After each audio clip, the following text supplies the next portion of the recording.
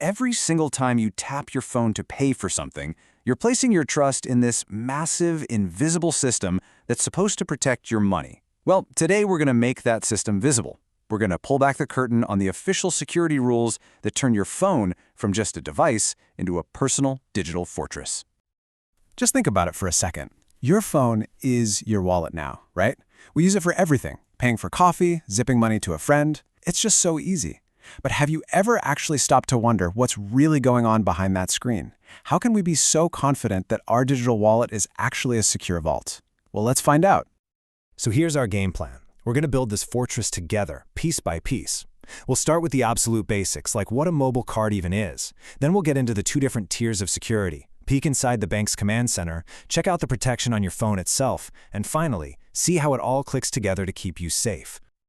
Okay, let's start at the foundation of all this. The reality is, our phones aren't just for calls anymore. For most of us, they're the main way we handle our money. And that massive shift meant we needed a completely new security playbook. So what exactly is a mobile card? It's so easy to just think of it as another app on your phone. But when you look at the official definition, you realize it's something way, way more secure. The magic words right there are over-the-air transmission. You should think of it like a top-secret encrypted handshake between your bank and your phone. The bank isn't just letting you download some generic app. No, it's beaming your personalized financial DNA directly and only to your specific device. And get this, you don't just download it from an app store like you would a game. This whole process is one big security checkpoint.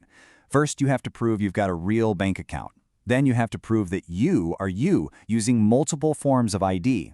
Only after all that does the bank send the card data to your phone, and the second it's done, bam, you get an alert. Every single step is designed to lock the door right after you've walked through it. Now, any smart fortress is going to have different levels of security, right? You don't use the same key for the front door and the safe. The regulations actually get this, and they've created two different tiers of mobile cards, each built for a totally different purpose. So here's how that breaks down. A Type 1 card is kind of like your general purpose key for lower risk stuff, like small transfers or withdrawals. But if you want a card that's just for spending, that's a Type 2 card. The bank makes you go through a much stricter identity check from the get-go. It's a really smart idea. You separate the functions to manage the risk. It's the same reason you use a different key for your house than you do for your car. And here's what that looks like in the real world.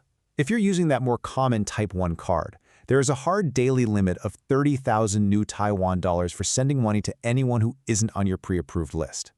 And that's not a suggestion. It's a rule that's hard-coded into the system to automatically put a ceiling on your risk.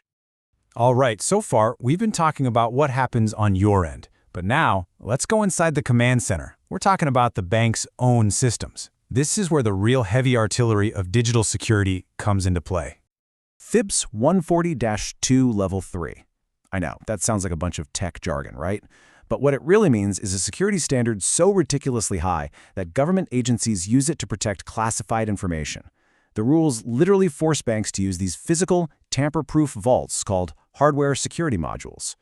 This is basically the digital version of Fort Knox, and it is absolutely non-negotiable. And the rulebook here gets incredibly specific. For example, banks can't just have one master key that opens everything. They have to create unique, single-purpose keys for every single task, and they have to track the entire life of that key from the moment it's created to the moment it's securely destroyed with a super strict chain of custody. They've thought of everything. So having a central fortress is awesome, but you also need guards walking the walls, right? So let's bring our focus back from the bank's massive servers to the security that travels around with you, right there in your pocket.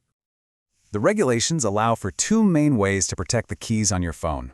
The first is all about hardware. It's called a secure element, and it's literally a tiny physical vault built right into your phone's chip that's impossible to break into from the outside. The second approach is all software. Think of this one like a dynamic defense system. A digital chameleon that's constantly using multiple changing keys to outsmart anybody trying to get in.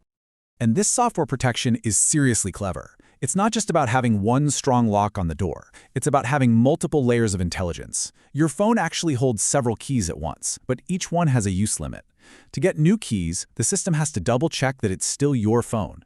And to even use one of those keys, you have to give the OK with your fingerprint or password. It's a system that is always checking, always changing, and always asking for your permission. Okay, so we've got the bank's command center and the personal guard on your device. Now it's time for the final wall. These are the active defenses that you actually interact with every day, the rules that control the app itself. You know how you get locked out of an app after typing the wrong password too many times? Well, that's not just an annoying feature. It's a required security measure designed to stop automated attacks in their tracks. But here's what's really cool. Every single transaction you make gets a unique, one-time use serial number. It's like a concert ticket that can only be scanned once, which makes it totally impossible for a thief to copy your payment and try to use it again. So, if you remember one thing from all of this, let it be this. Your mobile banking security isn't just one single feature. It's not the password. It's not the fingerprint scanner. It's a deeply interconnected system where the bank's fortress, the intelligent guards on your phone, and the practical rules of the app are all working together in perfect sync to protect you. This whole layered system is the incredible fortress that protects us today. But as we know, technology never ever stands still, and neither do the threats. So, as our entire financial lives continue to move into our pockets, it leaves us with a really important question to think about. What will the next wall of our digital fortress even look like? And what new frontiers will we have to secure to stay safe?